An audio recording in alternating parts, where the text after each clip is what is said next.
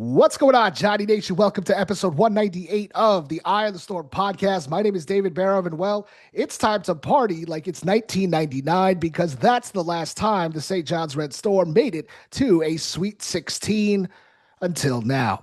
It's the play your grandkids will see in highlight packages forever. It's the layup buzzer beater that will be on One Shining Moment on April 6th. And while the former Big Sky Player of the Year said he's just happy he hit the shot because if he didn't, Coach P might have killed me and he would have had to pay for his own flight home, now it's the shot that will play forever, and Dylan Darling will never have to pay for a drink in this city again. It's the moment that so many St. John's fans have been on the opposite end of. Hell, it's fresh on the minds of St. John's fans from Baha Mar last season against Baylor in double overtime. But much like the theme of the season, now it's different. Now it's St. John's turn. Now it's St. John's time. It's the situation you play out in the backyard or your driveway when you're a kid, counting down the seconds out loud, pretending to be Jim Nance or Vern Lundquist or Kevin Harlan. Simply, it's probably, arguably, the biggest shot in St. John's basketball history. Dylan Darling, you are a New York hero and a St. John's legend. A play called Power started with 3.9 seconds on the clock. As the world watched number 0 drive to the rim, it felt like time stood still when the ball went from his right hand off the backboard and through the net, sending an entire fan base into collective euphoria. A feeling you could only dream about if you're a longtime St. John's fan. A layup that gave St. John's win number 30 on the season. And most of all, giving the Red Storm their second win in the NCAA tournament, beating Kansas 67-65 to go to the Sweet 16. Dylan Darling, you are forever, because no longer can you say St. John's doesn't know what the second weekend looks like. No longer can you point to the Sweet 16 banners without updated years. Move over 1985, 1991. And pardon me, 1999, make some room. 2026 is here. I truly don't know how to put Sunday into words. I'm on about 3 hours of sleep, so I had to call on some backup. And well, sleep is certainly not going to be plentiful with this group because they are mostly back from San Diego recently. I'm joined by Kevin Connelly of StormThePaint, Roger Rubin of Newsday, and friend of the show, Jason Dimaio, who has been on before. Two of you are in San Diego and probably have more fingers on your hand than sleep today combined. Jay, I know you didn't miss a second from Long Island, so let's get to it. Kevin and Roger, boots on the ground in San Diego. What was that moment like last night? It was pretty crazy. It was pretty crazy. You know, you went through all the stats in the last time they've been to a Sweet 16 and Elite Eight and Final Four and all that stuff, but even with a 14-point lead and 8 minutes to go, they weren't going to make it easy on anybody, huh? That's They the they St. they were John's way. yeah, they were going to make you grit and claw and scratch your way to get in there. And I mean, it was kind of lining up as another St. John's collapse, right? I didn't I want to mean, go to overtime. I I didn't like their chances in overtime, I'll tell you Yeah. that much. Yeah. But certainly better than the alternative of losing in regulation. But Sure. um, yeah, it was something crazy. It was something that I don't know if it necessarily had to come down to that if they could get a couple of defensive rebounds, Sure. but once Darling got the step on Jackson, I kind of said like he's got him. Mhm. Like all he had to do was finish the layup, and he did. And yeah, that was pretty cool being 15 feet away from it. Roger. Yeah, I would say that it was I there was there was a lot of tension involved in it because St. John's had let that lead slip away and Kansas was coming and they'd finally started to make their run and they were getting offensive rebounds and second chance points and finally tied things up. I think probably the people who are Kansas fans are analyzing their inability to get those last 14 seconds off the clock using the fouls they had to give. But, when it's 3.9 seconds left and Darling gets the ball, I did not think that he was going to be the guy who took the shot. Now, don't get me wrong. We know he's got the nickname Bells. We know why. And he has been courageous in big time moments. But I just didn't figure that the guy who was 0 for 4 shooting and didn't have a point was going to be the guy who was going to take the last shot. And in the moment when it happened, I didn't really. He does it right-handed, Yep. and it's not an easy shot to get it over the outstretched arm of Jackson. But after the basket goes in, and the St. John's fans were in the section behind us going bananas, and he strode toward them along the baseline, exhorting them, like, I want to hear more, was pretty phenomenal moment right up until he gets swallowed by his celebrating teammates. Yeah. And yes, Kevin's right. Having it happen 15 feet away from you was pretty cool experience. Roger, you've been covering professional sports for quite a while here in New York. I mean, lots of big moments. You've been to every kind of sporting event. Where does that rank for you as far as being there in the gym for what for St. John's fans is an all-time moment? In the time that I have been covering St. John's basketball, I would say the only thing that comes close is probably Dwight Hardy's reverse layup on the baseline. I want to say it was against Notre Dame. Was it Pittsburgh. against, huh? Pittsburgh. Pittsburgh, right. Who was the number 2 team in the country, sold out Madison Square Garden. That was insanity. But I mean, I don't know that like it's really fair to compare them because this is like that's the biggest shot in the last 27 years of program history. So it obviously surpasses Hardy's basket. I can argue it's the biggest shot in St. John's history. And I'll present the argument shortly because I had this conversation with some St. John's fans that were around for '85 and all that, and they did challenge me on it. So, Jay, you were watching the game, and Jay covers St. John's for a few years as well, and alumni of St. John's. Where does yesterday's moment rank for you in regards to your fandom and just covering basketball as well?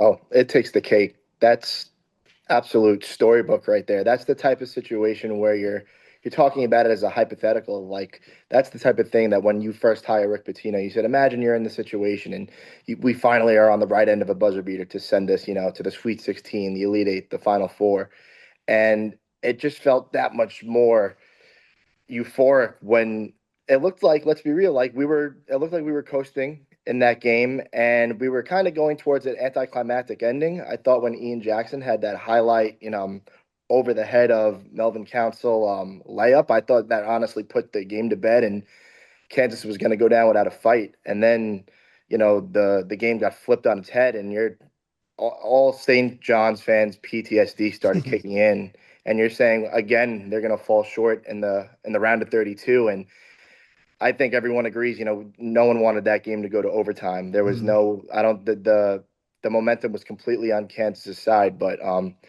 absolute storybook.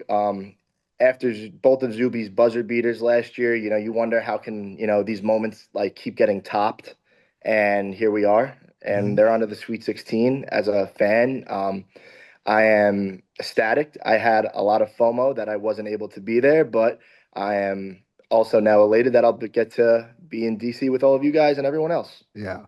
Um, Kevin, I mean, you can appreciate this. I was part of WSJU at St. John's as a student. I know you were as well. Um, I was in the gym. I think I was calling the game when Jimmy Butler hit the turnaround buzzer beater when St. John's played Marquette at Carnesecca. I still remember that. I obviously we were in the building for Zuby missing two free throws and Butler hitting the buzzer beater last year in the Bahamas. There's been so many times where St. John's has been on the opposite end of just heartbreak. And so many times you've always asked, when is it going to be our turn? And now you've got three in the course of 2 years. Like, that's crazy. And then, like, every newspaper, I'm staring at all of them on my desk right here because they're going to get framed and they're going to get put up in the office. You're on the back and front page of the Post. You're on the back of Newsday. You're on the back of Daily News. Every single sports talk show led with St. John's today. Um, it's it is a moment in time, I think, for St. John's fans that is kind of surreal. This is what it feels like to be a top program, and what Jay just said is true. This is what you hired Rick Pitino for, and he's done everything that he has promised and then some.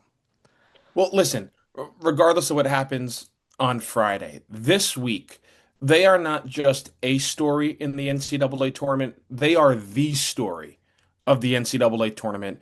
The fact that it's their first Sweet 16 since 99, the fact that New York City, Rick Pitino, and oh, by the way, they're going to play some, what, 300 less miles away from home.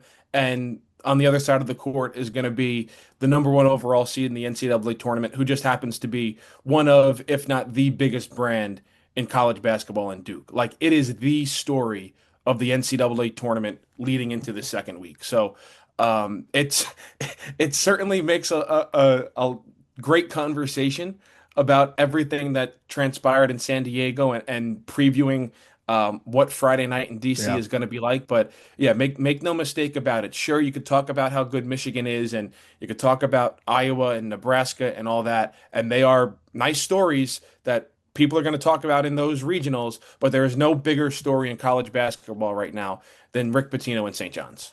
And Kevin doesn't like corn Mageddon between Nebraska and Roger Iowa. was so excited last night about Iowa and Nebraska. That's a And big rivalry. it's not St. John's in the Sweet 16 against Duke with Rick I Pitino on the know. sidelines. And it certainly wouldn't be St. John's against UConn in the round of eight. Yeah. well, listen, Nebraska, it's the first time that they are ever going to the Sweet 16. Iowa, it's the first time since 1999, and St. John's is the first time since 1999 as well. So lots of droughts being broken across college basketball for the Sweet 16. Certainly nice to see that. We're seeing some different teams in these games for once, and I think that that's certainly a welcome sight. We saw Florida go down last night in a really crazy game as well. You know, Gonzaga. Gonzaga went down. Yeah, I mean, you're seeing a lot of these big names that are just not going to be around in the Sweet 16. And then you do have your usual suspects, because right after St. John's and Duke in Washington is UConn versus Michigan State in the most expensive ticket in Sweet 16 history, I believe, right now, is what is being said. And you got to reverse mortgage your house to get there. And, good luck to everybody who I know is scrambling to try and figure out plans right now. I believe all four of us will be in the building for that as well. All right, back to Mr. Bells. A moment, obviously, that was incredible, and we just got some great sound afterwards. You guys were in the press conference. We're going to play a bunch of sound here. It's going to go back to back on a lot of stuff. It's going to tell the story of what happened and from the perspective. It's Rick talking about Dylan Darling calling his own number. It's another conversation that we need to have. We'll have it right after. But Dylan Darling, who was 0 for going into that moment, and he had a few assists, but to have the bells to call your own number, to tell your Hall of Fame coach, hey, coach, you don't know what you're talking about. You don't got time to run that play. Let's run this one. And Rick has this hilarious story he's about to tell about it. But it was like Babe Ruth calling a shot. Dylan Darling called a shot. And like he said, if I didn't make it, Rick's going to send me home packing. And listen, he's already threatened Lefty to get deported back to Greece. He's threatened every like other person with something. So like there was, there's a chance that Dylan Darling was going to get left in San Diego.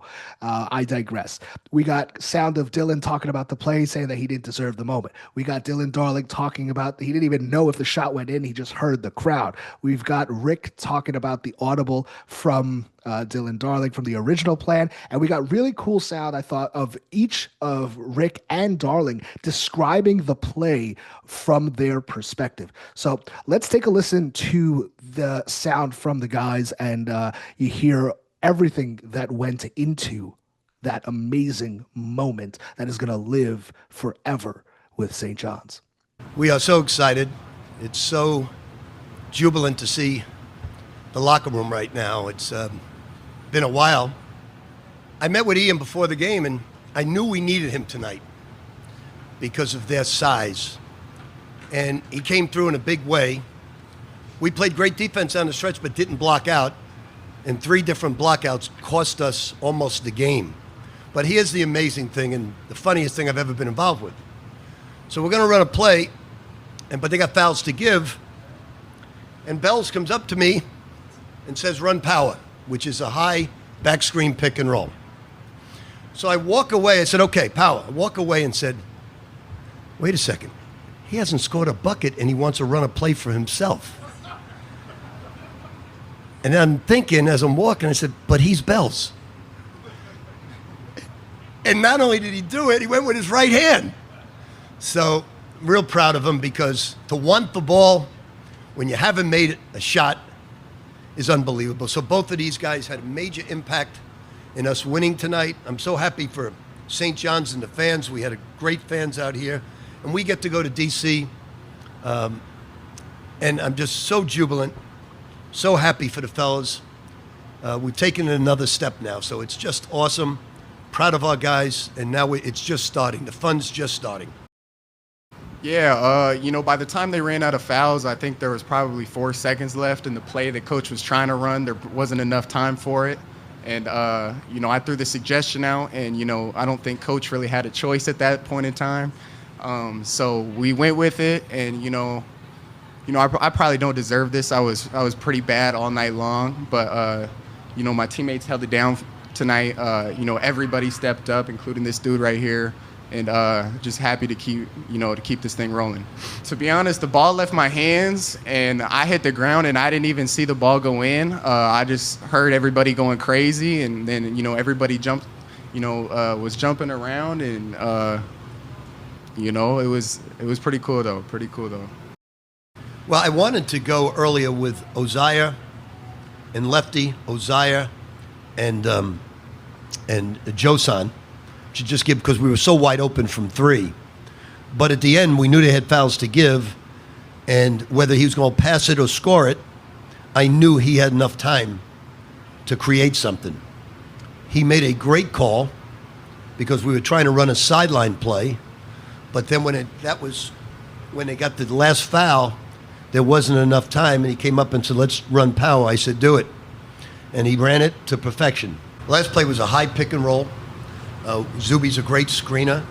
He's extremely fast. They probably were looking at him to go left. He went right.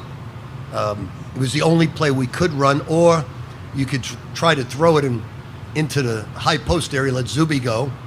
But as soon as Bell said to me to run power, I knew he could get to the rim, because he hadn't done a damn good thing the whole night, so I knew he was going to do it.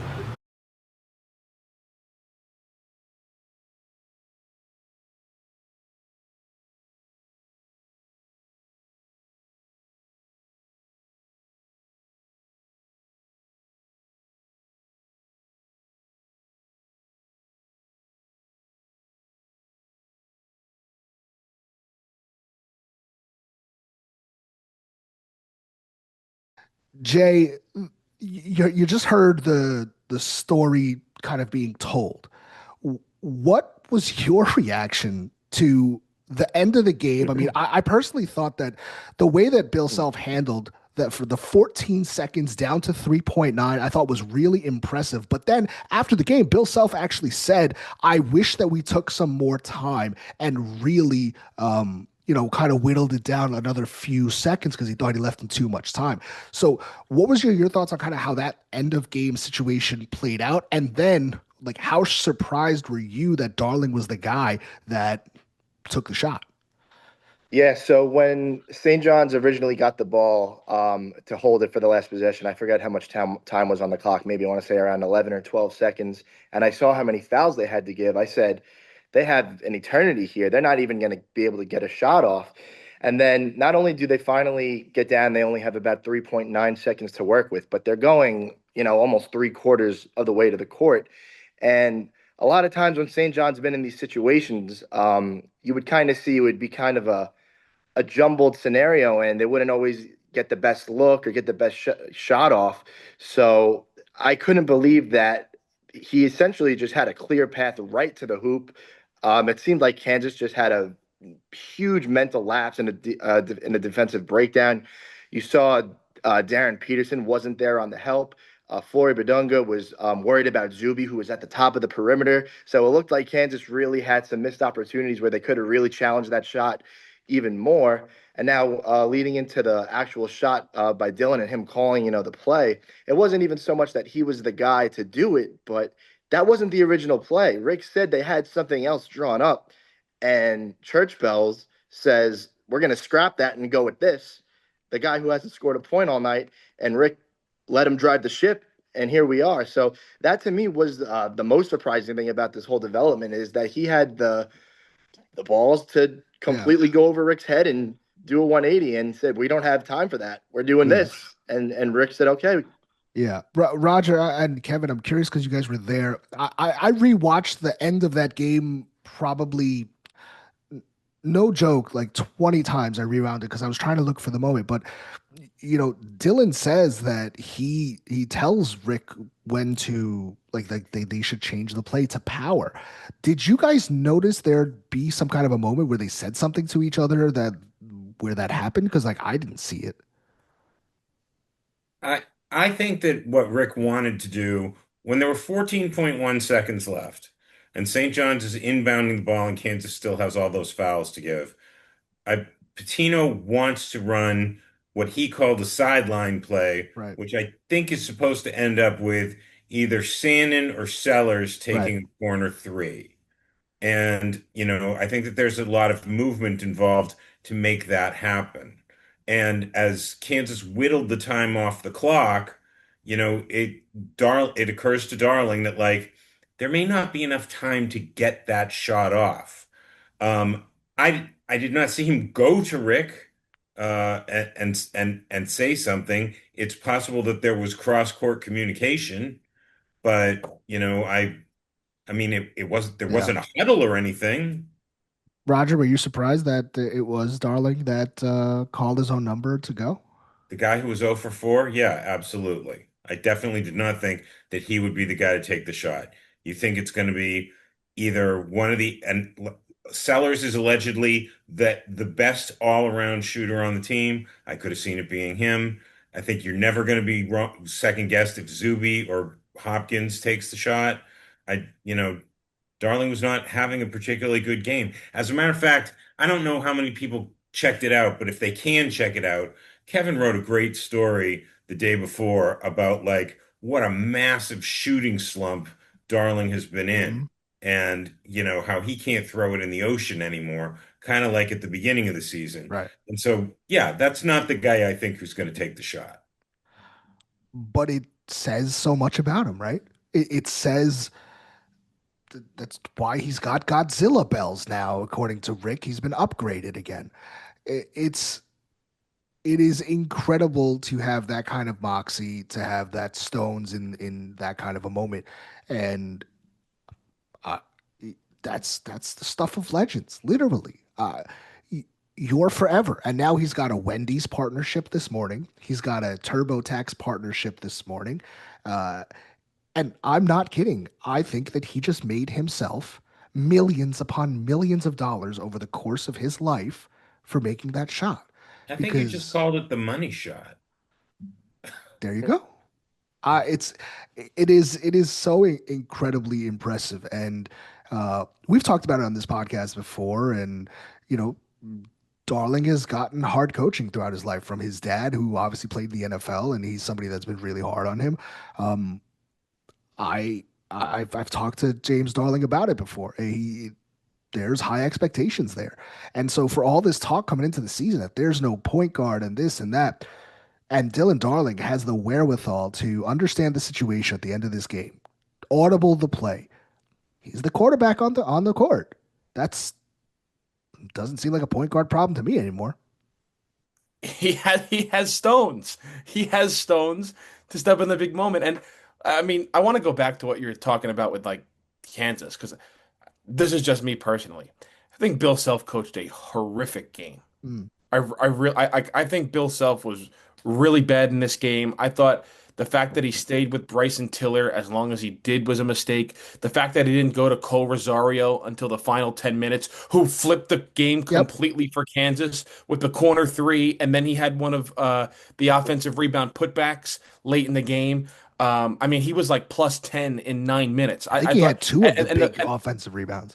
Yeah, and the fact that Kansas looked like they had never seen or practiced against the press in their lives. I thought Bill Self had a really bad game. And the cherry on top was how he handled the end of regulation. And I can share the story because it wasn't like off the record or anything, but friend of the program, Bob Walsh, I was talking with him before, I forget what St. John's game it was, and we were talking about another game around the country, and it was like a similar scenario where, you know, it was a tie game or a close game, and a team had 3 or 4 fouls to give, and they gave up all their fouls. And then it was a similar situation where like a team scored late with like a second to go to win the game. And he was explaining to me, and it makes perfect sense, that he couldn't figure out why, when teams are in that situation where they have 3, 4, 5 fouls to give, why they give up the sixth team foul.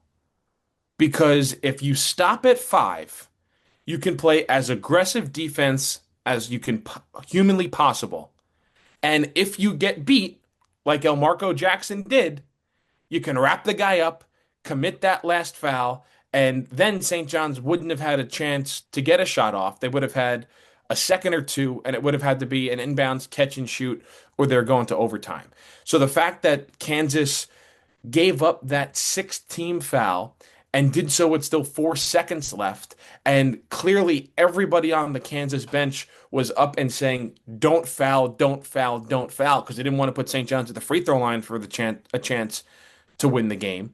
I think Bill Self coached a very, very poor game against St. John's, and ultimately that decision to foul, which was good up until the last one, backfired, and it cost them. And Elmarco Jackson had no help on the baseline when Darling got past him, and he couldn't wrap him up and give up that last foul because he would have put Darling on the free throw line, needing to make 1 of 2 to win the game. It was also the way that Kansas defended the play. Okay. So yeah, St. John's had the 2 shooters in the corner. But when I talked to Darling in the locker room afterward, and I asked him, like, what did you see? Now, you got to understand, Kansas has big shot blocking guys. And he said when he got the ball and he looked at the rim, there were no big guys around it. He was like, he had a clear path. Yeah. So well, the big thing was the play is supposed to be a screen and roll. Zuby was never there to screen. Right. Like that saved the play, because even if Zuby is there to screen, Badunga is playing underneath him, and if Darling drives, he's going right into a 7-foot athletic freak shot blocker, and he's probably not getting a shot off. He's getting it pinballed right back down at him. The fact that Zuby, I'm not going to say he was out of position, but that he wasn't in position to set a screen completely saved the play, because Flory was out there on the perimeter with Zuby, and that there was no screen for Darling to use allowed the lane to be wide open. Yeah, Flory's looking at Darling's back as when the play happens. what the Kansas players said after the game was that the Ejiofor screen would have been for Darling to go left, but they said he didn't go for the screen. he went for the rim. So if Darling's going left, maybe he is using a screen, but they said he gave up on it, gave Were up on the screen. were any of you guys surprised that instead of using the fouls, that Kansas didn't try to steal the ball instead? Well, that's what you're supposed to do, Yeah. right? It looked like they were Could, just fouling to foul. It looked like they had no intention of what they were doing. They were just kind of going through the motions. especially because I think it was three consecutive inbounds were on the baseline. Like St. John's never got it to the sideline until after the second or third Kansas foul, which the sideline is supposed to be a lot easier to inbound it from than inbounding from the baseline, where Kansas could have set up a full court press. Kansas I also fouled too quickly the first one or two of them. I think that's what Self alluded to. He said that the first two, like, kind of, he wished it took like another second and a half off of it. What I will tell you, and again, I won't say who, but these games where everybody hops on planes afterwards and goes home, well, a lot of times you'll find yourself sitting next to some interesting people, or you'll be on the flight with people that you see at the game. Well, I know somebody who was possibly sitting next to one of the referees at the game. I know somebody that was sitting next to one of the referees from the game, and the referees were surprised that Kansas did not try to go for a steal. And they were pretty flabbergasted at the end of the game as well. So really interesting stuff there at the end, but obviously it works out for St. John's. I do want to go backwards now and just talk about this game because I think it's going to tell a lot about what's going to happen moving forward. Bryce Hopkins and Darryn Peterson opened the game trading triples. First Bryce, then Peterson. Peterson again. Hopkins says, anything you can do, I can do better. And hits another one. Sellers hits another one. There's first 5 makes of the game are from long range. Your head's kind of spinning like, what the hell's going on, especially for St. John's. Kansas turns the ball over 4 times in the first 4 minutes. I don't know about you guys, but like if you think about it, Kansas playing in the Big 12 has gone up against Houston, has gone up against Iowa State, has gone up against these big physical teams. And Kevin, like you mentioned, this Kansas team looked like they have not seen pressure like this. Now, we like to toot our own horn and say that this St. John's defense has really turned a corner lately and has been playing excellent. And it has been one of the best defenses in the country, especially towards the end of the season. St. John's defense shell-shocked Kansas right away, and they get off to this 16-7 run with Mitchell and Zuby and Jackson, and it's just like a continuation of the Northern Iowa game and the UConn game. The defense really came to play, especially early on, and set the tone. Now the game would get a little closer, but that start, the first about 8 minutes of the half, especially with the threes and the defense, St. John's imposed their will. And again, it goes back to this, like, it looked to me like you're looking at a team that was severely underseeded, Jay. Yeah, absolutely. A lot of this game reminiscent to me was the February 6th home game of UConn. It seemed like after every inbounds, Kansas was just going through absolute hell. Everyone I was with at the bar was screaming 5, 5, 5 off every inbounds. Dylan Mitchell had his paw prints all over this game, even though he didn't score a ton. He was in the passing lanes. I don't want to belabor the seeding point. I just, moments like this happen in the game, and you're like, this team looks really good, and then you're like, oh, how the hell does a team like this get a 5 seed? That's kind of what I mean from it, and all of it kind of just storms back to that. Yeah, absolutely. For you guys that were there watching this, I mean, only 5 made field goals over the final 12:33 for St. John's after they start. I mean, it looks pretty brutal from a stat perspective. It looks, but both teams didn't really shoot it well. St. John's only made 11 made baskets in the first half on taking 38 freaking shots. They supplemented 4 made shots though by making 7 from beyond the arc, and while Kansas only made 10 shots in the first half on 29 attempts, only 2 from beyond the arc. There was a 9-2 run that went into the break with an 8-point lead at half. I mean, what are you guys sitting there thinking? I mean, as this, St. John's takes an 8-point lead, but God, it was some ugly basketball not being able to get the shots to fall. Well, so you talked about the start of the game, Mm-hmm. and the biggest reason why Kansas was able to slowly get back in the game was because St. John's wasn't making shots. Now you say, oh yeah, sure, that makes sense. But St. John's not making shots meant Kansas didn't have to inbound the basketball. They were just getting the rebound off the missed shots and pushing the ball up the floor. Because when St. John's was making shots in that 11-0 run, Kansas couldn't get the ball in bounds. But there are, I guess, what, five shots that I think were some of the biggest in the game. The back-to-back possessions at the end of the first half in that run, the Rubin Prey three and the Joson Shannon three. I thought those were two huge shots in the moment to eventually take an 8-point lead going into halftime.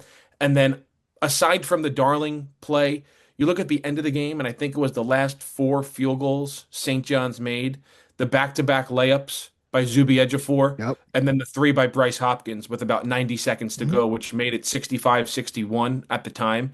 The two Zuby shots kind of just eased the game a little bit and stopped the Kansas momentum, even for a couple of possessions where St. John's desperately needed points.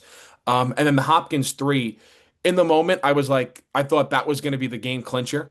And it could have been if they were able to get a couple of defensive rebounds, but that shot isn't going to be talked about enough just because of what Dylan Darling did. Sure. But that three by Hopkins, of all his 6 threes, that was by far the biggest. I rewatched a little bit of that about an hour ago. Hopkins' first three I noticed was he shot it with such confidence, I feel like, to start the game. And I saw this, like, I don't know, maybe I was just paying attention to it, but he had this like snap on his wrist that I didn't really notice on the shot. It just looked so confident. And then the last one, he shot it so quickly and so like just assertively, and he hasn't been shooting the three like that all year. We've been kind of begging him to just shoot it quicker, shoot it quicker, shoot it quicker. And I think in this game, the first and those last threes were incredible. Kevin, I know you got to speak to Hopkins after the game. I mean, what did he have to say about his incredible performance? Because he goes 6 of 6 from three, all his points from beyond the arc. Each one was massive, and he obviously set a career high for himself. It was kind of funny because he was like, yeah, man, it's great playing for Coach Pitino. He tells you to shoot and he'll get on you when you don't shoot it. But he kind of said that like Rick gives these players all the confidence in the world to shoot and shoot Yeah. threes. And Rick has said that like he pulls his hair out sometimes because like all he does is tell these guys to shoot and they won't shoot it. Yeah. Well, he said it after Northern Iowa, right? To Sellers, where he was like, if I had a coach tell me to get the green light, I would shoot it 30 times. Yeah, and sometimes they just don't. And I think that's part of the reason why people say, well, why isn't Sellers on the floor that much? I think that's the reason why, because there's times he has open shots and he just doesn't shoot it. Look at his first made shot of the game, coming off Yep. of a pin down screen, and he's off balance and he fires it and he makes it because that's the type of shooter he is. But And he didn't no, score Bryce again. was saying, Bryce was saying he's really confident in his shot. Coach Pitino gives him all the confidence to make these shots, and I mean he's elevated his game incredibly over these last six performances, and He's been it's been the Bryce Hopkins that you saw his sophomore year at Providence. This has been that guy. Yeah. Jay, 7 for 23 from beyond the arc for St. John's in the first half. The 23 attempts was a season high. It was set initially against Creighton against January 10th, but that's how long it's been since we've seen the team take that many and a half. Frankly, to me, it looked like there was a different team that was out there shooting that much from the outside. But what we are going to hear from and Rick Pitino here in a bit, like that was the emphasis in this game, is that they had to win the 3-point line, which was similar to what he said against Northern Iowa as well. And then the second half starts, and Ian Jackson scored 7 of his 10 points in the second half. Hopkins and Zuby each had 9 in the second half, which was half of their totals. And then Mitchell hits back-to-back shots with 8:08 to play and gives St. John's a 14-point lead. And I think you're sitting there like, oh my God, are they going to blow out Kansas to go to the Sweet 16? Because the entire, I don't know about, Roger, you said the fans were behind you guys. I mean, at that moment, that place must have been erupting with St. John's going up by 14. They were going crazy. You have to understand that if you took a look at the arena, there were a lot more Kansas fans who were there. But, there was a second game that was coming on, and, fans from Utah State and Arizona were starting to file in by then. And, I think some of them got on the St. John's bandwagon, which may have added to some of the, some of the decibel level there. But yeah, they were going nuts when Mitchell did that. I'm also going to say, Kevin mentioned the two shots that Ejiofor made before the big Hopkins three. There's the second one, I believe, he like drives in from the left side and puts in this beautiful one-hander, like right before the shot clock expires. That was a tremendous basket. I think What a that was. play. I think that was that after he got. Was that after the 62-59 with the when Zuby got it blocked by Bedunga, and because Yeah. Zuby had a sequence where he got blocked by Peterson, gets his own rebound, scores, then picks up Peterson basically at 75 feet and steals the ball. And you just keep seeing like Zuby show this kind of like just never relenting toughness and it's game in and game out. It's just truly incredible.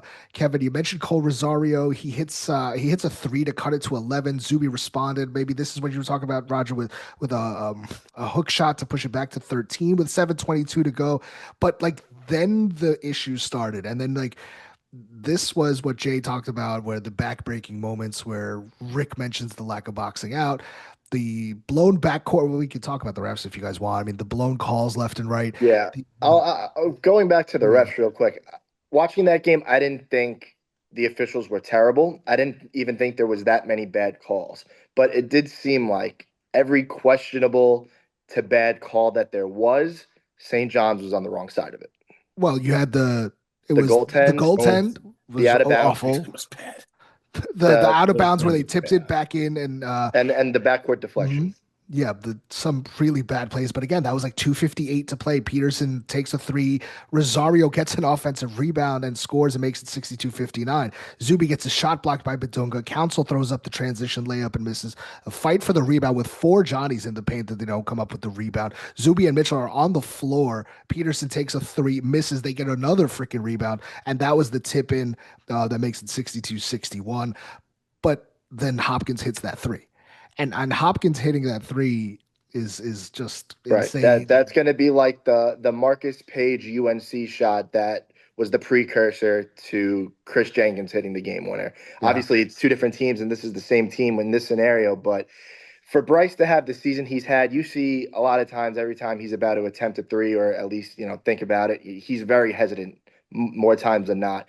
So, like you said, Dave, that assertion and confidence that he had on that shot, and by far the biggest moment of his career, of his college career. That's the biggest moment of his college career. I think For that's him fair. for him to take that shot, if he misses that shot, Kansas goes down, scores, and they have their first lead since the 1:30 mark at the start of the game. Who knows what happens, but just unbelievable for him to come through in the moment right there, and yeah. I mean, Jay, you're at the bar, you're watching with some friends. I mean, Kansas is on a 23-9 run at the end there. Were you guys thinking the worst? Oh, absolutely. How could you not? And then you knew us watching, I don't know about Kevin and Roger, what their vantage point was, but the play that Rick challenged, the out of bounds call on Zuby, everyone at home, Dave, I'm sure you agree, you were watching on your phone. It was pretty clear that it was out on him. So Rick calls the challenge and they lose the timeout and lose the challenge. And obviously they had, a bit of a cushion at that point, but you're saying, wow, I really hope this doesn't come back to bite them. And it sure as hell did. Yeah. The interesting part about that is like I'm not 100% sure the bench had the angle to challenge. And like Rick was I don't know if he was caught up in the moment, but he thought it was clearly off Kansas and he said like he kind of went rogue and said challenge it, which he's never done before this year. And then there was a play drawing a blank, but it was a couple minutes later where it was another like out of bounds close to the St. John's bench, and that looked more like it was off Kansas than this did, but he didn't couldn't have the challenge challenge to challenge it. Yeah. I feel like Rick has only used challenges maybe 3 times this Well, it's funny when we bring it up. We've talked about it a few times, and like he's challenged now two calls in back-to-back games, right? Or was it the UConn game? He challenged in the UConn game. Uh, That was his first one Or was it since the UNI since a game in Las Vegas. No, yeah, Northern Iowa challenged and got it wrong. Yeah. That's right. And then I think Yeah. Rick challenged something in the Yukon game, and so yeah, he's got two challenges in three games. And when yeah, it's Yeah, just been the one in the Yukon game was it was an out of bounds, I think that was called off of, or no, it was a goaltend. It was a goaltend on it was the Zuby that Zuby goaltend. That's right. Yeah, yeah, that's right. that wasn't even close. Which, by the way, like just a peek behind the curtain, and I'm sure the listeners know, like the referees are instructed if it's close, call it a goaltend, because then either they can go back and review it Or it can or be the other challenged. team can challenge it. If you don't call a goaltend, you can't review it at all. So like referees are told call the goaltend and you could go back and review it, which makes the fact that the Zuby play in the first half that wasn't called a goaltend even more egregious. Because the fact that they didn't call it, nobody could go and look at it and review it. And when you saw the replay, it wasn't even close. Yeah. Um, just quick, your guys' thoughts on seeing Darryn Peterson up close like that. I think that the conversation coming out of this game, what I'm seeing is people still think that he's really hurt and that they're surprised that he still has this lack of burst. But like, man, the first two threes that he hit was insane. At the end of the game, there he drives to get the foul. Of course, he picks up the foul to tie the game with 14 seconds to play. He made some pretty good shots, but like overall, were you like over the moon impressed? I mean, he had 21 points and went 5 of 15. I said it in the preview that like this, he hasn't been really efficient all year, but he's the only one that really did much. His Council had 15 on 6 of 15 shooting. Flory had 12 points on 6 of 9, and then nobody else scored more than 5 points. So like when you have somebody like that who is such a high volume shooter and he gets all these comparisons to Kobe, I mean, yeah, he looks like Kobe at times, but uh, what was your thoughts about seeing him up close? And if it's me, there's a guy that St. John's is playing on Friday that I'm taking over him in the draft if I'm picking, and I'm taking AJ DeBonsa over him too. I thought in watching Peterson play, he's he's a really special player. I mean, do I think that there are a million red flags around him that would keep me from picking him first? Absolutely. I mean, Yeah. we've seen him the 2 days before. He vanished during the game. He was on the court, vanished during the game while Cal Baptist, crept back to Yep. within six.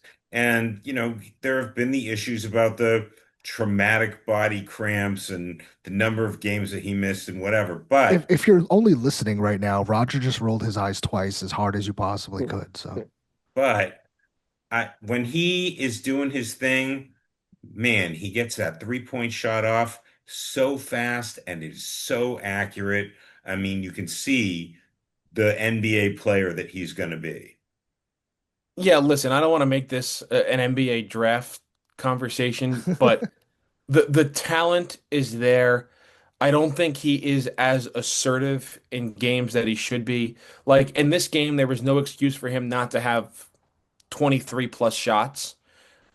He's incredible at the college level at drawing fouls, and I think St. John's actually did a really good job defensively defending without fouling. I mean, Kansas shot 17 free throws and he took 10 of them. And then 5 of them came from the backup big guy and by, which like you're fine putting him on the line. But like I've seen AJ in person, I've seen Boozer in person, I've seen now Peterson in person. I'm no NBA executive, but I'm taking AJ first overall. I just think he cares a lot more and he's much more engaged from the opening tip to the final buzzer than I've seen from Peterson. And I just think those two are much better athletes than Boozer, who Duke's going to see, or who St. John's is going to see on Friday against Duke. But like he's probably the best winner out of them all from what he's done in his entire career. all right, I have to tell a quick little anecdote because Jay just blew up my spot. I watched a game to go to the Sweet 16 on a cell phone. Yes, you could shame me and you could do what you have to do and yell at me and join the Twitter hate parade, but I had a family obligation that I could not get out of, and I was in Philadelphia, and I am watching the first half of the game on my cell phone at a restaurant, and then the second half in the car. And so I watched the biggest shot in my St. John's lifetime and the biggest, most happiest moment of my St. John's lifetime on an iPhone screen in the car. Now, to paint the picture, I am in the passenger seat. My wife is driving us home, and her parents are in the back seat sleeping. You can imagine that when Dylan Darling, as well as throughout this game, I am not staying quiet, even though I am trying to be respectful of my lovely in laws sleeping. So I woke them up a bunch during this car ride from Philadelphia, and Dylan Darling hits this layup. I not only scream, but I threw my phone in the air out of just sheer unbelievable. What the hell did I just watch? The phone went backwards, hit my father-in-law who's sleeping. The AirPod in my ear went the other way flying, and I'm just jumping and shaking the car up and down. That is the moment. So I say all this to say a true where were you when moment happened on March 22nd, 2026. And while most people get to say fun things like, I was in San Diego covering the game, or I was at a bar with some of my great friends, I'll always get to say that I was stuck in traffic in the Bronx and I got to wake up my in laws by throwing a cell phone at them. That's my story. And that's how I saw Dylan Darling give me the happiest moment of my St. John's fandom. So pretty crazy. But it was that and I have to, because she will yell at me if I don't mention this, but my wife wore her 526 Louis pin to our event. She had it hidden underneath a belt, and she said to rub it when Dylan Darling got the ball. She said, "Rub it for good luck." She said, "Rub it for good luck," and so she will kill me if I don't mention that. And Dylan Darling hits the shot. How about that? Now, earlier, I mentioned biggest shot in program history. And I said the only other one that you can probably bring up, and somebody did this with me earlier today, Ron Rowan's shot in the corner on March 8th, 1986, to give St. John's the 70-69 lead over Syracuse. Now, St. John's did not lead in that game at all, and that was in the Big East Championship.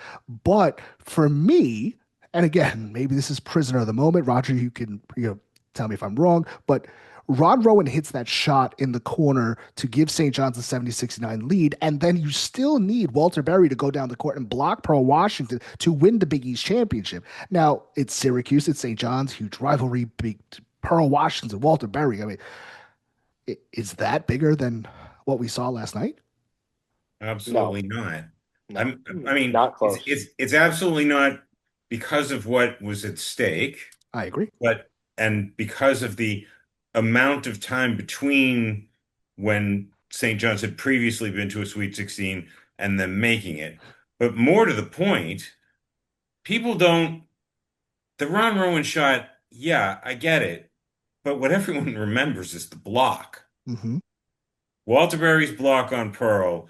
Walter Berry, who was at the Big East Championship game, wanted to talk about the block on Pearl after the game. Yeah, I think, people remember the blocked shot as like the signature moment of the game and not the Rowan shot. Obviously, the Rowan shot sets the table for the block.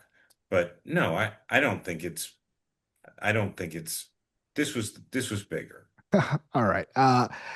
I want to touch on just a few of these guys before we get into Duke, and we'll have a very special guest joining us to talk about Duke. Won't have to go too far for that. So Ian Jackson had 9 points in the second half against Northern Iowa. And then Ian Jackson had 9 points against Northern Iowa in the second half. And then he has 10 points against Kansas with some eye-popping moments. Jay, you mentioned that up and over whirling dervish. The Donovan Mitchell is what they're calling it. Is that what the kids are calling it? That's okay, cool. That's what he posted it. Donovan Mitchell posted it. Oh, did he? He's an Adidas guy, so that's really cool. That's awesome. Maybe, well, you know what? That makes sense because I know they trained together in the offseason. So that's really cool. I saw Chris Brickley was giving Ian a lot of props as well. But Ian hit a few big threes. We said, and we've been saying on this podcast often, St. John's needs Ian Jackson to hit their ceiling.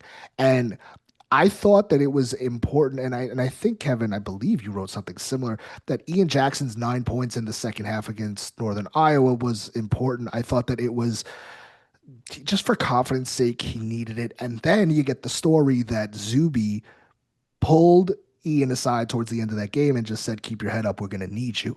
And my goodness, like you really saw it come to fruition. I actually just want to play Ian Jackson here, who after the game talked about, as a kid, knowing that St. John's wasn't this destination, but now to get them to this level, what it means as a kid from the Bronx. For me, it's special. Me being a kid from New York, a kid from the Bronx, seeing St. John's growing up, not really being the most sought after school, to see what Coach P was built here, and what we're doing this year, and the history we're making. To be able to come home and do something special with these group of guys, with this coach, it's truly special to me. Kevin, just your thoughts on Ian's game yesterday. And again, like, it's obvious, but how vital is it that the guards kind of step up and, it can't just be a hero moment for one guy? Listen, going into the game, I was very clear and adamant that St. John's was going to need Ian Jackson in this game because I thought it was forget the shooting numbers. I thought it was a bad matchup for Dylan Darling in terms of the athleticism and the speed and the physicality that Kansas's guards played with. And Jackson seems, at least on paper, better suited to deal with it than Darling was. And the one thing I'll say about Ian Jackson in this game, he wasn't afraid of the moment, man.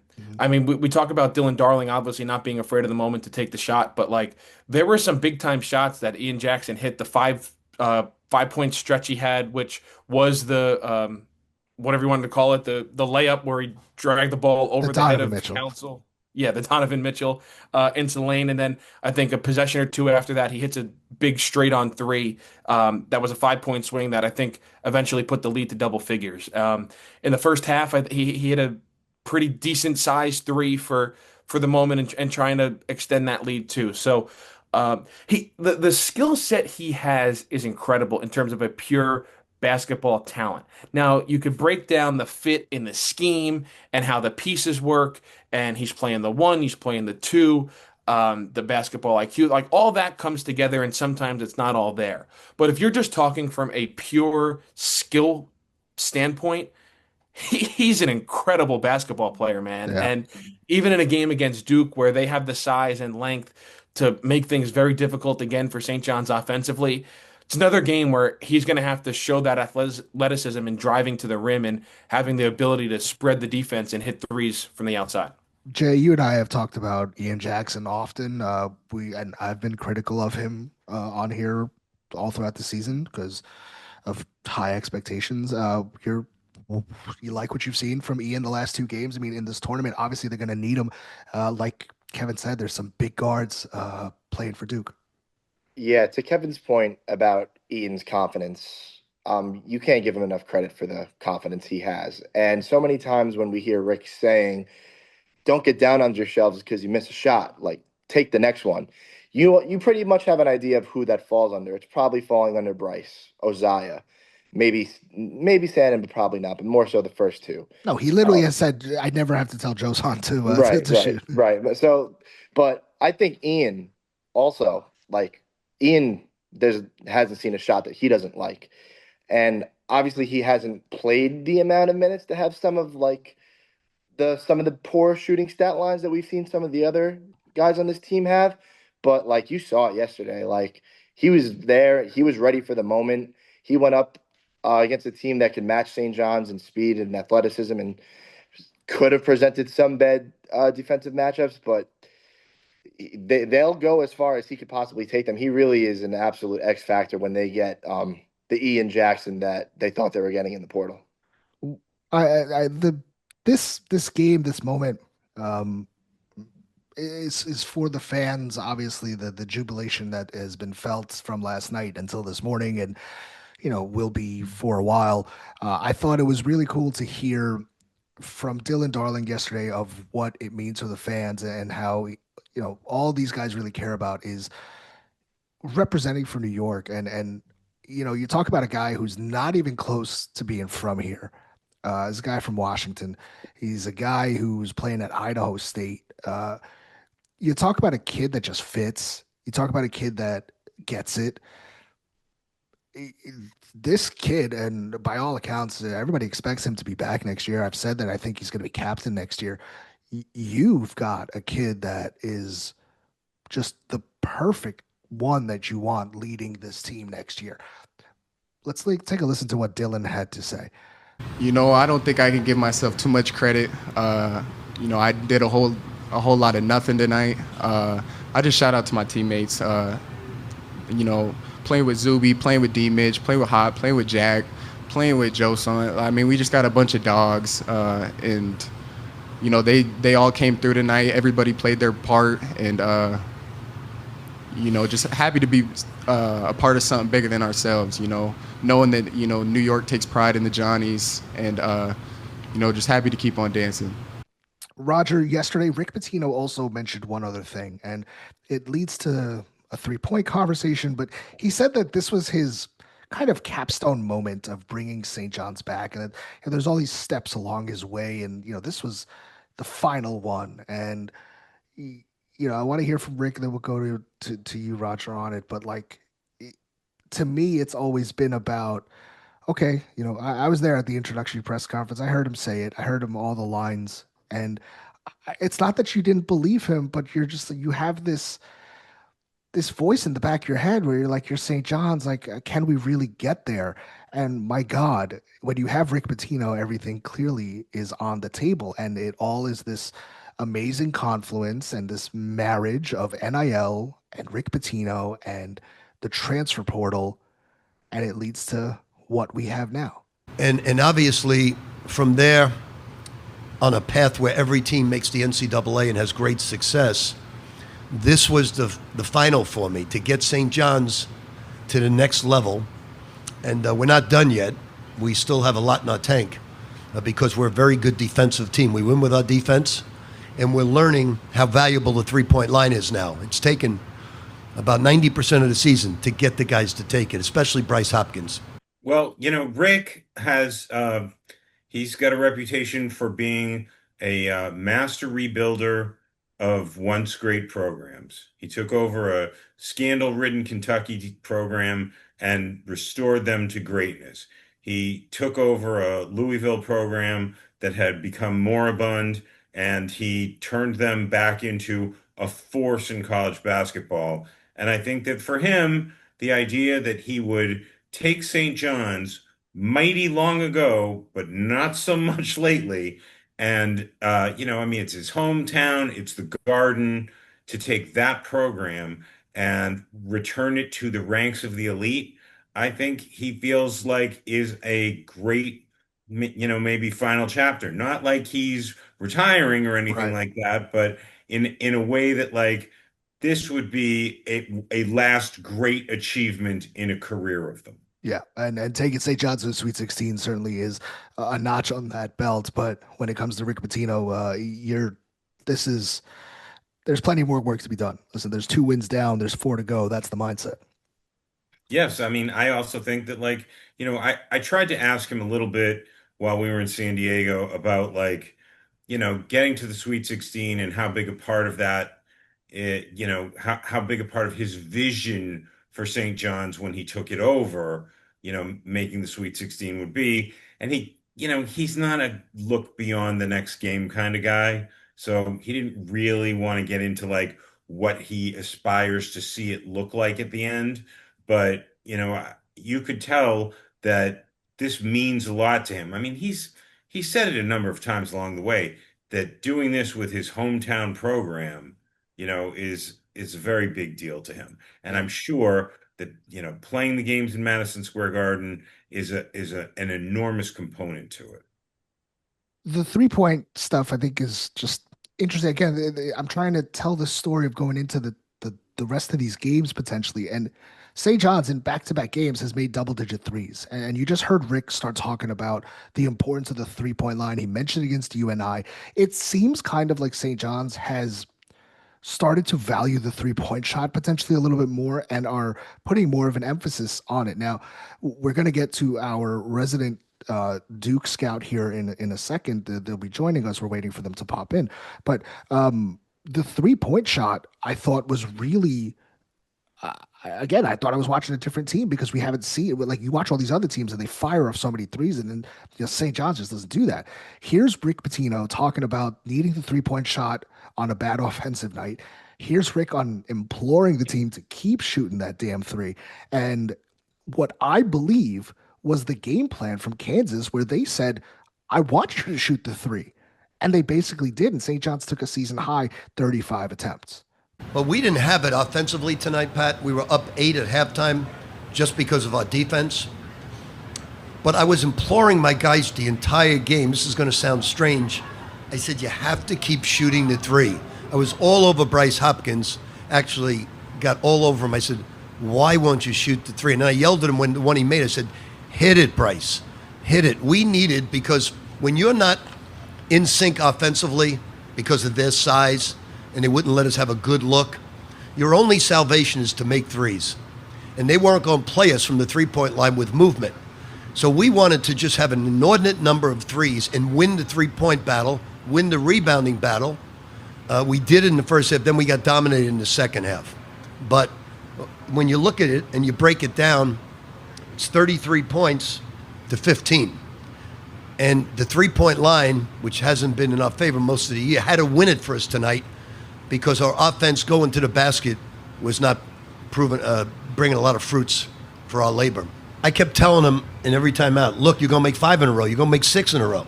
I didn't believe a word I was saying, but I was telling them, you got to keep shooting it. It was the only way we were going to win tonight. Great defense, great backboard, and we have to stop their penetration. At the end, I put Dylan Mitchell on counsel so we could switch it, rather than Ian or Dylan getting picked off. And that helped us a little bit. We just didn't block out down the stretch, which is a great learning lesson for the next game. Kevin, I don't know about you, but can Lefty, Darling, Zuby, and Mitchell go 0 of 12 from 3? Can we just ask Dylan Mitchell to stop shooting threes?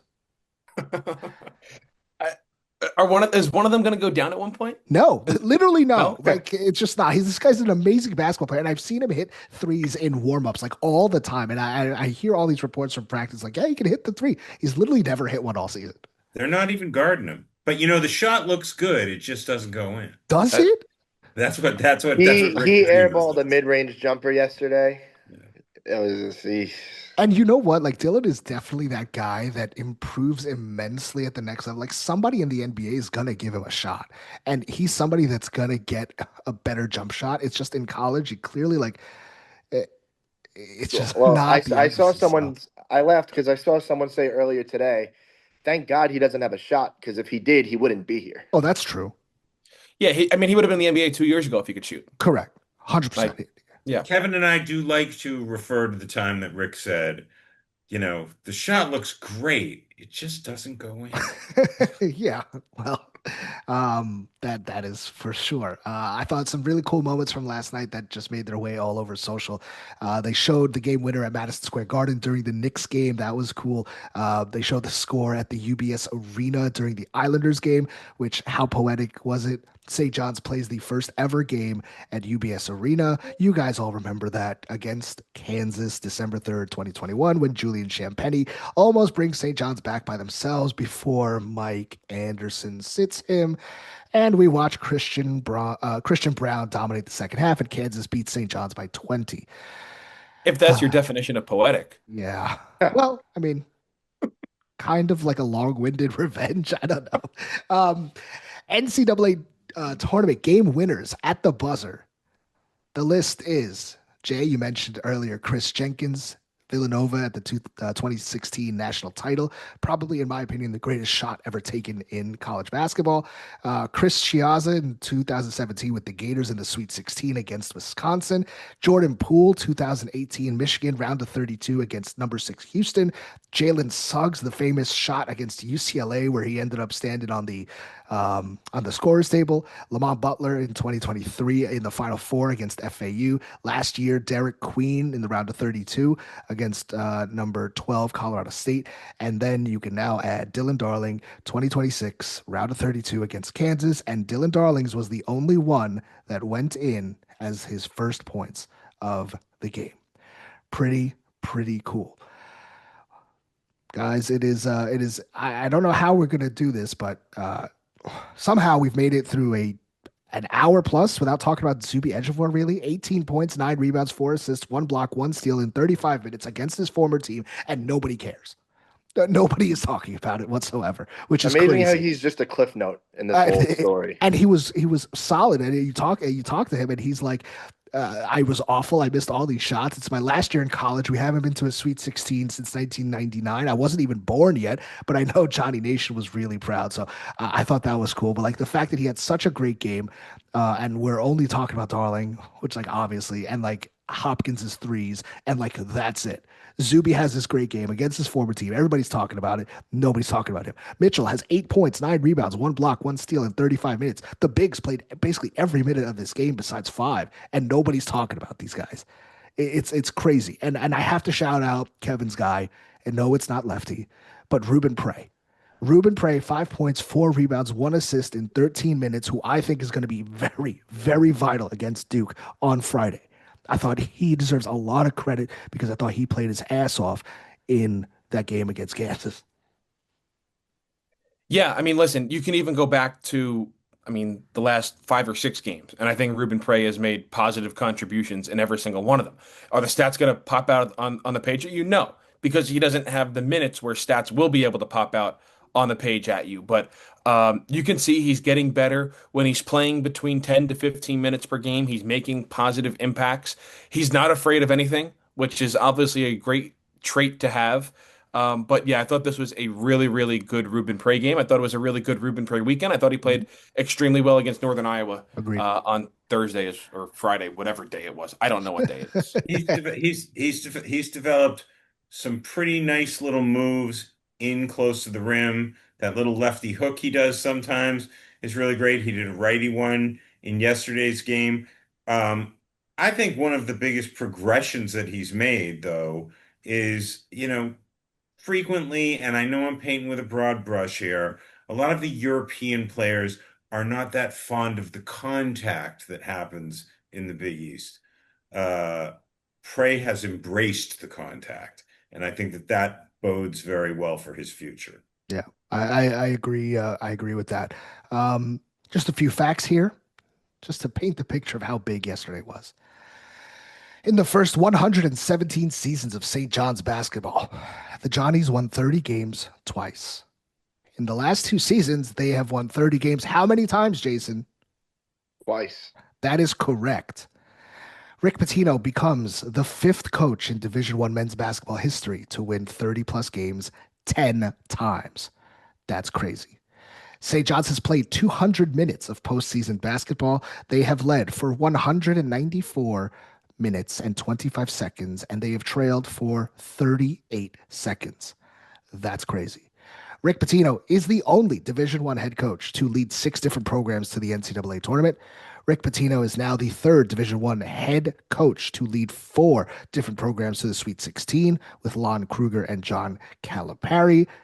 And Rick Pitino's record in the Sweet 16 is 12-1, as posted earlier by Roger Rubin, who joins us here today. Hey, Roger, that's pretty good. Yeah, I would say that 12-1 is nearly about as good as it gets. And so that kind of, I would say 13-0 is as good as it gets. Okay. Well, there are a couple of coaches who are going to be in this regional who haven't lost a Sweet 16 game when they've played in one. Well, Roger, if you saw in your comment after you posted that, somebody said that one should have an asterisk next to it because that was a potential phantom call that got blown in the game and yada yada yada. So, very very interesting. And now, well, it sets up Friday night. 7:10 p.m. on CBS in Washington, D.C., St. John's versus Duke, the 1 seed Duke Blue Devils, the 1 overall seed Blue Devils versus the 5 seed St. John's Red Storm, John Shire versus Rick Pitino, Carl, Cameron Boozer versus Zuby Ejiofor, what the matchups are going to be. So we have to call on an expert. We need to call on somebody that knows Duke, somebody that covers Duke. And well, didn't have to go really far because somebody that does so for On SI is Kevin Connelly. He's here today. Well, Kevin Connelly, hello. Welcome to the program once again. It's very nice of you to trade in your St. John's coverage for Duke coverage. I don't know how many people know this, but yes, Kevin does pull double duty. And now with Sports Illustrated is covering college basketball on a broad basis. But Kevin, it is the Sweet 16 in Washington. The 34-2 Duke Blue Devils, the winners of the ACC, are on a 13-game winning streak. They beat Siena 71-65, which raised a lot of eyebrows. And then all the comments from that game were Duke saying, hey, we expected them to roll over, and they certainly did not. And then they destroyed TCU 81-58 in the second round. For me, this game is kind of interesting because it's St. John's defense against the youth and talent of Duke. And all of this high-profile roster up against St. John's. And to me, it's seniority versus youth. It is the high-end guys of Isaiah Evans, Dame Sarr, and obviously the Boozers, which headlined by Cameron. What does St. John's and the St. John's fans need to look for in this game to start? And we'll break it down a little bit and preview what is about to happen on Friday. Listen, they're really, really good. And they were labeled, I guess you could say, quote unquote, the most gettable 1 seed coming into the tournament solely based on health. I mean, Pat Gongba, their starting center, they called it foot soreness. People are assuming, was there a stress fracture? I mean, he was in a boot until right before tip-off against TCU. Right after the game, they put him right back into the boot. He played 13 minutes, and Duke outscored TCU by 20 in that game. And it was his first game since March 1st. And then Caleb Foster broke his foot in the regular season finale against North Carolina, had surgery the next day. I know John Shire said on Monday there's an outside chance he could play. I'd be stunned if he played. I spoke to a source today that is Yeah. pretty close to said no way. No, I mean it's physically impossible because tip-off on Friday would be 19 days from when he had foot surgery. Like that's not going to happen. But there's no reason for them to rule him out right now, right? You leave that intrigue that hey, maybe this guy could come back, and it gives St. John's the possibility of having to game plan for somebody else. But Cam Boozer is phenomenal. Gongba is really good, especially as a passer. The biggest thing I see as a matchup problem for St. John's is Isaiah Evans. Yeah. Because this guy can throw it in the rim as soon as he crosses half court. And he has no, talk about St. John's players thinking about shooting 3-pointers. This guy has no conscience. He's going to get the ball and he's going to put it up. He's developed his game where he can put the ball on the deck and get to the rim much better than he did last year. And that's the matchup where it's like, I don't know how St. John's is going to guard him. Because I was thinking, hey, if you want to throw a curveball at him, put Dylan Mitchell on Pat Gongba. Because Gongba, he's not really going to back you down as a low post scorer, but he's incredible rebounding the ball. He's incredible as a high-low passer and setting everybody up. So if you put a guy like Mitchell on him who would be giving up a couple of inches but has the athleticism to match him, like that could be a good matchup. Then you put Zuby on Cameron Boozer, which is like, my God, 2 of the 10 best players in college basketball. What a Friday night matchup that would be. And then it leaves Bryce Hopkins to guard Evans. And my only question with that would be, can he get around the court and follow him enough?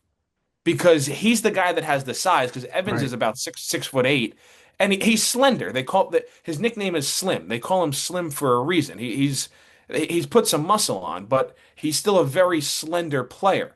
But does Hopkins have the athleticism to match him and run around the court with him on the defensive side of the floor? The other thing, now that Caden Boozer has become this team's starting point guard, he can't shoot threes. Teams starting in the ACC tournament played off of him. They didn't guard him above the three-point line because they wanted an extra body in the paint to try to deal with what Duke has down low. After a horrible game in the ACC tournament quarterfinals against Florida State, He figured out, hey, these guys aren't guarding me. Let me just get ahead of steam, come downhill, throw up a floater, or bank a shot in, and he's played great basketball ever since. So I think that's where it starts for St. John's. They have to put pressure on Caden Boozer the entire length of the floor. Don't let him get comfortable and get into a rhythm. And then, you can get into the details of the statistics that I think Duke is averaging close to 2 or 3 more turnovers per game since Foster has been out, and the shooting numbers and all that stuff. And a guy like Dame Sarr, who doesn't really give you that much offensively, but has potential to hit 3-pointers. He's played professional basketball with Barcelona in the Euro League. So this is a talented team. They're the number one overall seed for a reason. Would they be the number one overall seed had they not had injuries or whatnot? I don't know. Maybe Arizona would have leaped them, but listen, they're really good. They're a top seed for a reason, and Sweet 16 games aren't supposed to be easy. They're Yeah. supposed to be tough, and St. John's going to have their hand full. I think that it's important that you mentioned the turnovers, because since Caleb Foster went down, they are minus 18 in turnover differential in the last 5 games. So when you see St. John's defense, we just talked about St. John's with playing this super physical and aggressive defense against Kansas. They forced Kansas to turn the ball over 16 times.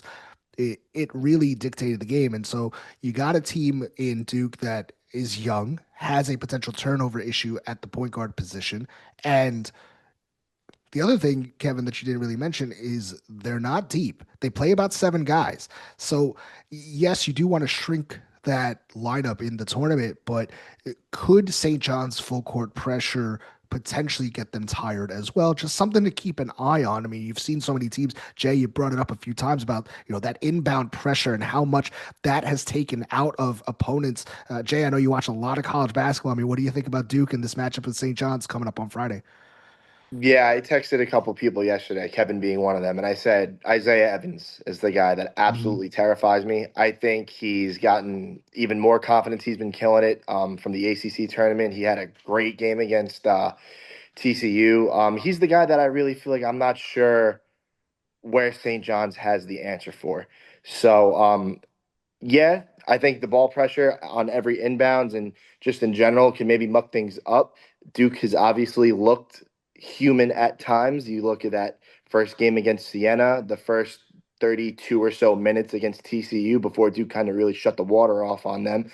And obviously with the Caleb Foster, situation, St. John's has that to their advantage. I'm with Kevin that I don't think there's any way, 19 days off of a surgery, that he'll ever get the medical clearance to play in this game. But Cam Boozer, of course, gets all the notoriety and the attention, and we have a superstar matchup with him and Zuby, but Isaiah Evans can really present some problems. And I'm not sure if I would put Bryce on him. I understand Kevin's thought there, but I would maybe put probably start with Mitchell on there, but maybe they start with Bryce on there, because maybe if they start doing switches, you could switch Mitchell back onto him. So I'm really curious to see how they match up. And I'm really curious to see, like, how Kansas just let St. John shoot. Like Rick said, they're letting us shoot, and they're doing it for a reason, because we're not making them pay for it. Obviously, they kind of kept that same game plan going, and St. John's continued to make it rain all game. Curious to see, and I'm going to ask you, Kevin, do you think Duke is going to kind of come with that same defensive philosophy and just let St. John's chuck? I don't, because they put so much pressure on the ball themselves. Yeah. Like, they get up and guard you. Like, they're not somebody that says, hey, we're just going to let you shoot because we're concerned about Zuby Ejiofor down low getting his, because they have confidence that Gongba and Boozer will be able to handle him.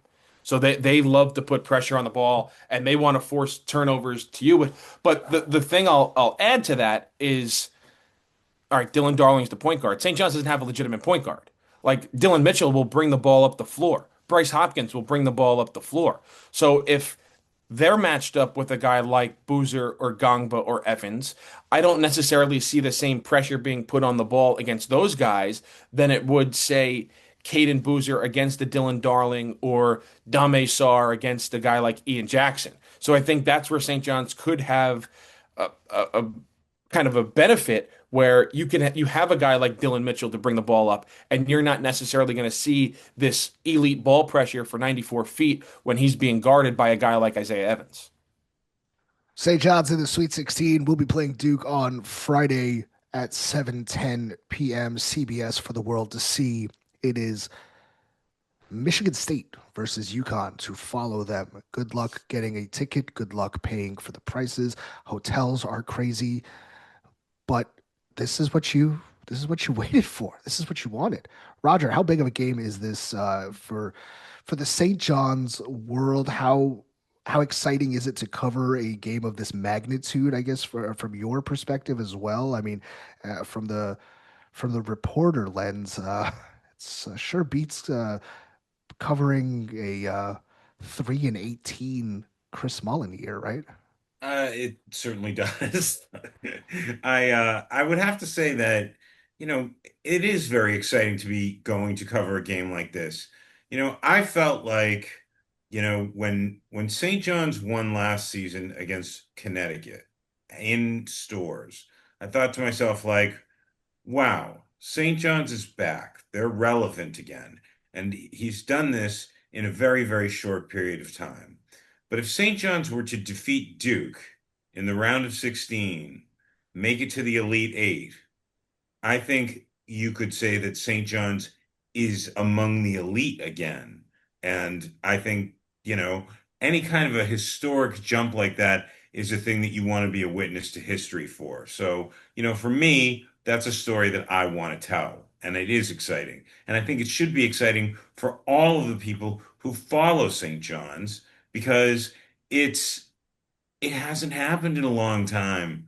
Many of the St. John's fans are probably, 99 was before they were paying attention to college basketball. I was one. It would be great for them to be able to have an experience of, like, I remember when my team arrived. Even though they had arrived several decades ago, it would be nice for them to be able to say, this is when my team arrived. Yeah, I mean, I'm the person you're describing, Raj. Like I was 11 years old in '99. Like I wasn't paying attention to St. John's basketball back then. I've followed those teams and caught up, but like I wasn't paying attention to it. I'm not going to sit here and tell you that I was, locked into Bootsy Thornton and all the other those teams. I wasn't of age, and yeah, you catch up on it, you do your homework as a fan. But like Jay, I know you're in the same boat as me too. Kevin, you too. So like Jay, I mean you're Right. of the Right. I came in at a time where they weren't a total dumpster fire. This is, mid-Lavin, that 2013-14 year. I think they were the first team left out of the tournament, and then obviously the next year they got in. So that's those teams are what hooked me, and I saw some pretty good talent, and then the bottom fell out for a while until 2018 and 19, and I got my first real, another taste of postseason play. And then Mike Anderson followed. But yeah, this it's still every day. It's hard to process. Like this is like the program that we're following day in and day out, and of course we all want this fairy tale story to end with them winning a national championship in Indianapolis. But I will say, if they can just give me one more at least, because I'm gonna be in DC. You guys are gonna be in DC. Give me one more at least, so I can experience a Sweet 16 victory and then get to revel in it with everyone around me. Make a weekend out of this, and who knows? The media wants it. We want it. A round 4 possible matchup with UConn in the Elite Eight for a trip to the Final Four. I mean, you can't write a Hollywood script this good. No, you really, really can't. And that's what's on the line here. We have talked about what it's like for St. John's. When are they going to be able to? All season, we set the kind of bar for a successful season was win 2 games in the tournament. Well, they've done that. But why stop now? That's where we're at. For our beat writers, why stop now? You guys don't want the season to end. You guys don't want to start talking about baseball. Like nobody wants to do that. So why not? Talking about baseball all the time anyway. Nobody has it worse. Nobody has it worse. Not a fan of portal season, I guess. Huh, Dave? It's always basketball around these here parts, and St. John's basketball is playing in the Sweet 16. We are going to.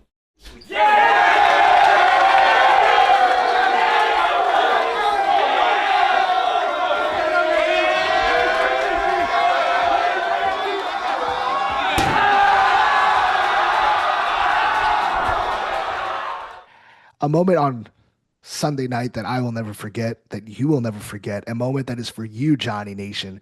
That is what happened. But you're not done. And that's the mentality of this team right now. 2 down, 4 to go, and it all starts again on Friday. So get some rest. Everybody catch up on some sleep. Looking at you, Roger. I'm looking at you, Kevin. Everybody get some sleep. And I'll see you in Washington, D.C.